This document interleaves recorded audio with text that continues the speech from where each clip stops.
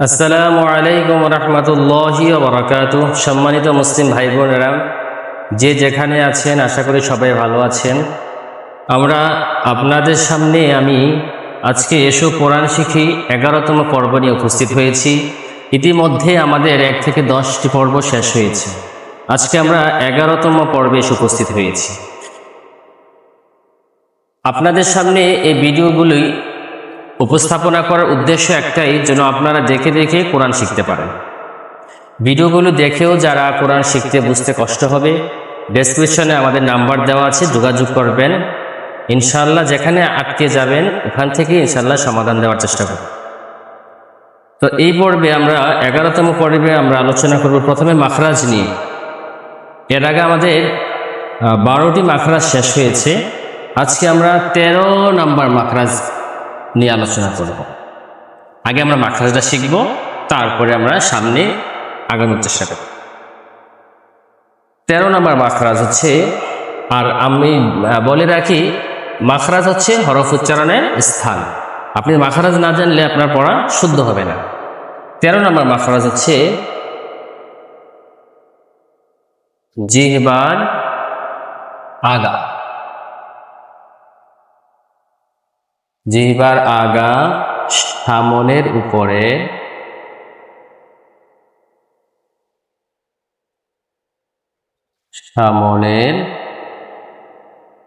উপরের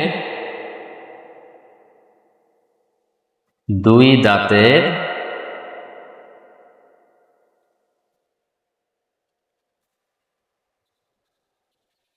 আগার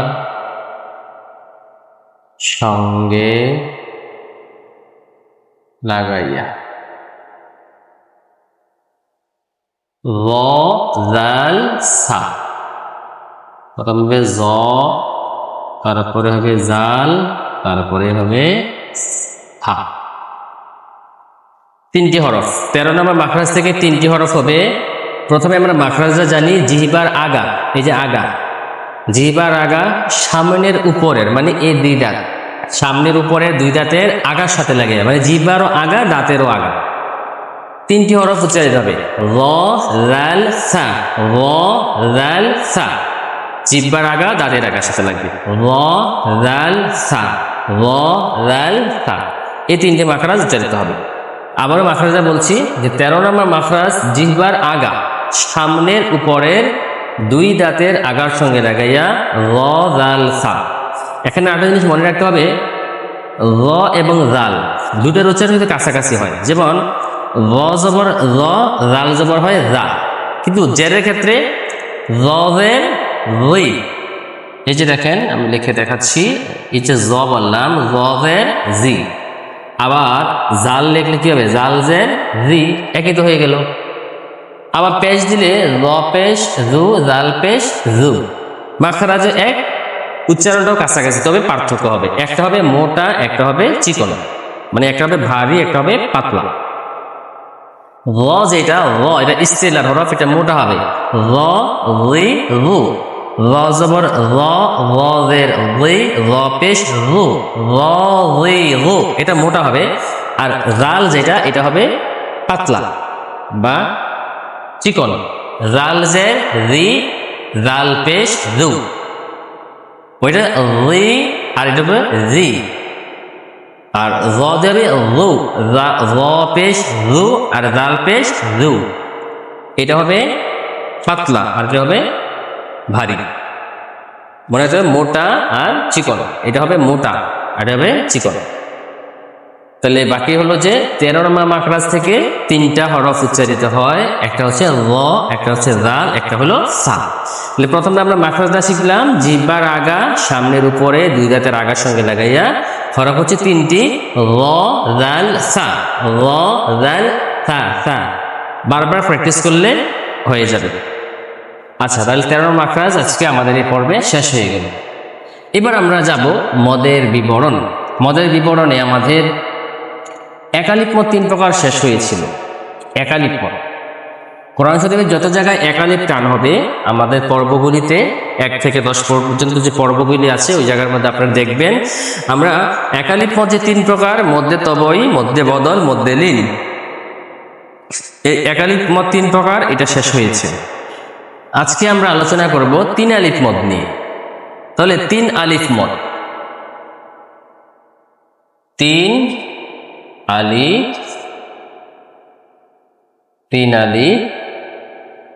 মদ হচ্ছে 2 প্রকার। 3 আলিফ মদ হবে 2 প্রকার। এক নাম্বার হচ্ছে মদ্দে আরজি, আর 2 নাম্বার হচ্ছে মদ্দে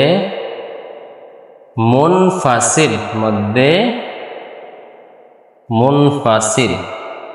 তাহলে কোরআন শরীফে যত জায়গায় 3 আলিফ টান আছে, বুঝে নিতে হবে যে কোরআন শরীফে যত জায়গায় 3 আলিফ টান আছে, এই 3 আলিফ টান হবে 2 প্রকারের। একটা হবে মদ্দে আরজি, একটা হবে মদ্দে মুনফাসিল। তাহলে আমরা প্রথমে মুখস্থ করব মদের নামগুলি। তাহলে 3 আলিফ মদ 2 প্রকার, মদ্দে আরজি, মদ্দে মুনফাসিল। আবার বলছি 3 আলিফ মদ 2 প্রকার। 3 আলিফ মদ মানে 3 আলিফ যত জায়গায় টান আছে। 3 আলিফ মানে 3 সেকেন্ড, হাত মুষ্টি করে, হাত বন্ধ করে 3টি আঙ্গুল, 1 2 3, এই 3টে আঙ্গুল স্বাভাবিক গতিতে উঠাইতে যতক্ষণ সময় লাগে, এটা হচ্ছে 3 আলিফ মদের পরিমাণ। সহজ কথা, যেটা 3 সেকেন্ড। 3 আলিফ মানে 3 সেকেন্ড, হিসাব করলেই হবে। 3 আলিফ মদ কোরআন শরীফের যত জায়গায় 3 আলিফ টান হবে এই 2 প্রকার হবে, হয়তো হবে মদ্দে আরজি, না হবে মদ্দে মুনফাসিল। তাহলে আমরা প্রথমে শিখলাম যে 3 আলিফ মদ হচ্ছে 2 প্রকার, মদ্দে আরজি, মদ্দে মুনফাসিল, নামগুলি শিখলাম। এখন আমরা প্রথমত শিখব মদ্দে আরজি কাকে বলে। এখানে কি লিখলাম? মদ্দে আরজি কাকে বলে। এবার উত্তর হচ্ছে একেবারে সহজ। মদ্দের হরফের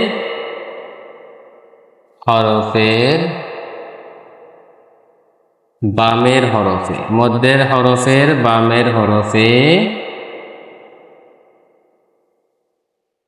ওয়াকফ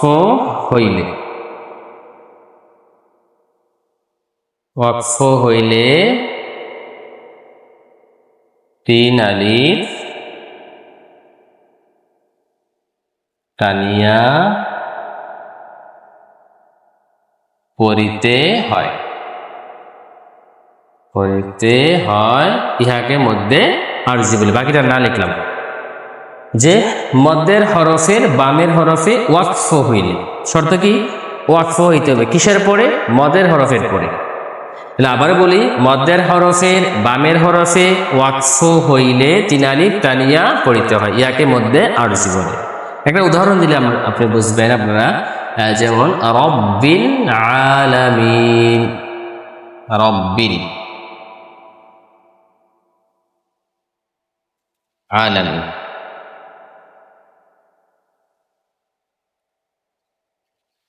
এবার দেখেন, এই যে আমি লেখা রব আজবর রব, বালাম জের বিল, রব্বিল, আইন খারা জবর আলাম জবর আলা, মিমিয়া জের মি, নুন জবর না। লেখাটা কি? রব্বিল আলামিনা। কোরআন শরীফ আপনি এটাই দেখতে পাবেন, রব্বিল আলামিনা। যখন এখানে ওয়াকফ হয়, ওয়াকফ হইলে কি হয়? এই যে নুনের উপরে জবরটা উঠে যাবে, এখানে একটা আরজি সাকিন হবে, অস্থায়ী সাকিন। তো এ কারণে এখানে দেখেন জেরের বাম পাশে, মিমের নিচে কিন্তু জের আছে, জেরের বাম পাশে যজমলা ইয়া মদের হরফ। তাহলে মদের আমরা পেয়ে গেলাম। তাহলে মদের হরফের বামের হরফে ওয়াকফ হইলে, শর্ত কি? মদের হরফের বামের হরফে যদি ওয়াকফ হয়, তখন এটা কয় আলিফ টান হয়? 3 আলিফ। দেখেন আমি ওয়াকফটা মুছে ফেললাম, যেখানে ওয়াকফ নাই। তাহলে আমি কি পড়বো? রব্বিল আলামিনা, আলামিনা পড়তে হবে, আলামিন বলা যাবে না, রব্বিল আলামিনা। তো যখন আমি আলামিনা বলবো, তখন টান হবে 1 আলিফ। জেরের বাম পাশে জমলা ইয়া মদের হরফ হইলে তাহার ডান দিকে হরফের সঙ্গে 1 আলিফ টানিয়ে পড়তে হয়, এটাকে মধ্যে তবই বলি। যখন আমি আলামিনা পড়বো, তখন টান হবে এখানে 1 আলিফ, আর এর মদের নাম হবে মধ্যে তবই। আর যখন এখানে ওয়াকফ হয়ে যাবে, তখন কিন্তু আলামিনা হবে না, হবে আলামিন। তখন এটা 1 আলিফ টান দেওয়া যাবে না, এই 1 আলিফটা তখন 3 আলিফ হয়ে যাবে, রব্বিল আলামিন। তো এই মদের হরফের বামের হরফে যখন ওয়াকফ হয়েছে, তখন 1 আলিফ টান হয়ে গেছে, 3 আলিফ, এটাই মধ্যে আরজি। এখানে আমরা কি লিখছি? মদের হরফের বামের হরফে ওয়াকফ হইলে। তাহলে মদের হরফ পাইলাম, বামের হরফে কি? ওয়াকফ পাইলাম। তাহলে মদের হরফের বামের হরফে ওয়াকফ হইলে 3 আলিফ টানিয়ে পড়তে হয়। তাহলে আমরা বুঝলাম যে মধ্যে আরজি ওয়াকফ ছাড়া হবে না। যেখানে আমরা মধ্যে আরজি দেখবো এটা হলো ওয়াকফ হইতে হবে। তাও আবার কিসের পরে? মদের হরফের পরে। যদি মদের হরফের পরে ওয়াকফ না হয় মধ্যে আরজি হবে না। তাহলে আর এরকম যত জায়গা আপনার ওয়াকফ আছে, যেমন আর রহমানির রহিম, রহিম লিখলাম আমি শুধু রহিম, তাহলে শুধু রহিমি রহিমি লিখলাম। এই যে দেখেন রহিমি, রজবর হায়াজের হি মিমজের মি, তাহলে কি হলো রহিমি, একালিফ টান। জেরের বাম পাশে আমরা ইয়া মদের হরফ একালিফ টান হবে, মধ্যে তবই। আর যখন আমি ওয়াকফ করে ফেলবো তখন কিন্তু রহিমি পড়া যাবে না, তখন পড়তে হবে রহিম। আর তখন একালিফ টান হবে না, একালিফটা হয়ে যাবে 3 আলিফ, হবে কি রহিম। ওয়াকফ ছাড়া হবে রহিমি, একালিফ টান, মধ্যে তবই। আর ওয়াকফ হইলে হবে রহিম, 3 আলিফ। তাহলে আমরা বুঝলাম মধ্যে আরজিটা আজকে, যে মদের হরফের বামের হরফের যখন ওয়াকফ হবে তখন একালিফ টান্না হয়ে যায় 3 আলিফ। মদের হরফ হইলে টান হয় একালিফ, কিন্তু বামে ওয়াকফ হওয়ার কারণে হয়ে গেছে 3 আলিফ। এটাই মধ্যে আরজি। আজকে এই পর্বে শুধু মধ্যে আরজি নিয়ে আমরা আলোচনা করলাম। পরবর্তীতে আমরা মধ্যে মুনফাসিল নিয়ে আলোচনা করব। আর সবগুলি একসাথে এক পর্বে নিয়ে আসলে আপনাদের হয়তো কষ্ট হবে, ধৈর্যহারা হয়ে যাবেন। এই জন্য অল্প অল্প করে আমরা আগাই, তাহলে মনে থাকবে। আমরা আগে সংজ্ঞাটা মুখস্থ করবো যে 3 আলিফ মদ 2 প্রকার। 1 নম্বর হচ্ছে মধ্যে আরজি, 2 নম্বরের মধ্যে মুনফাসিল। মধ্যে আরজি কাকে বলে? মদের হরফের বামের হরফে ওয়াকফ হইলে 3 আলিফ টানিয়া পড়িতে হয়, একে মধ্যে আরজি বলে। যেমন আলহামদুলিল্লাহি রাব্বিল আলামিন, মধ্যে আরজি। আর রহমানির রহিম, মধ্যে আরজি। মালিক ইয়াউমিদ্দিন, মধ্যে আরজি। এরকম প্রত্যেকটা ওয়াকফের মধ্যে আরজি। আবার যদি অন্য সূরাতে যাই আমি, যেমন আলাম তারা কাইফা ফাআলা রাব্বুকা বিআসহাবিল ফিল, এই যে ফিল বললাম এটাও মধ্যে আরজি 3 আলিফ। আলাম ইয়াজআল কাইদাহুম ফি তাদলিল, এখনো মধ্যে আরজি। ওয়া আরসালা আলাইহিম তায়রান আবাবিল, 3 আলিফ, মধ্যে আরজি। মূলত এই যে সূরাগুলি আমরা বিশেষ করে যখন আমরা যারা কোরআন শরীফ পড়তে পারি, আমরা আজ থেকে মধ্যে আরজি চিনে ফেললাম।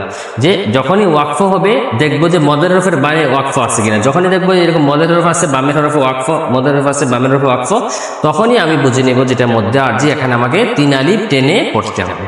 আরেকটা জিনিস মনে রাখবো আমরা, যে ওয়াকফর মধ্যে যে থাকবে, যেমন লাস্টের যে হরফটা জবর থাকুক জের থাকুক, এই জবর জের উঠে যাবে, উঠে মনে মনে হবে কি জজম।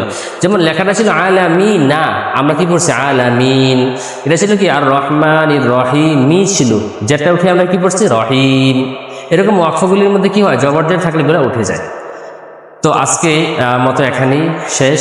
আমরা পরবর্তীতে মধ্যে মুনফাসিল নিয়ে আলোচনা করব। আর যারা আমাদের আগের ভিডিওগুলি দেখেন নাই 1 থেকে 10 পর্যন্ত, ওই ভিডিওগুলি আপনারা দেখে নেবেন, দেখলে আপনাদের সুবিধা হবে, আপনারা বুঝতে পারবেন। আর যারা ধারাবাহিকভাবে দেখে আসছেন তাদের প্রতি কৃতজ্ঞ এবং শুকরিয়া, যে আপনারা দেখে দেখে ভিডিওগুলি দেখে দেখে আপনারা অবশ্যই কোরআন শিখতে পারবেন।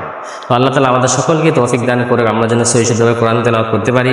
আপনারা যারা সাবস্ক্রাইব করেন নাই সাবস্ক্রাইব করবেন, শেয়ার করে দিবেন। এবং আমাদের অন্য একটি সিরিজ আছে, তা হচ্ছে এসো নামাজ শিখি। ওই নামাজ শিখির মধ্যেও ধারাবাহিকভাবে নামাজের মাসায়েল, নামাজের দোয়া, সূরা এগুলো দেওয়া আছে, ওইগুলো আপনারা দেখে নেবেন। আর দিন প্রচারে সহযোগিতা করবেন, আমাদের চ্যানেলটি সাবস্ক্রাইব করবেন, শেয়ার করে দিবেন। দিন প্রচারে আপনিও আমাদের একজন সহযোগী হলেন। তো আল্লাহ তাআলা আমাদের সকলের মেহনতগুলি কবুল করুক, দিনের দায়ী হিসেবে কবুল করুক, আমিন। আসসালামু আলাইকুম ওয়া রাহমাতুল্লাহি ওয়া বারাকাতুহু।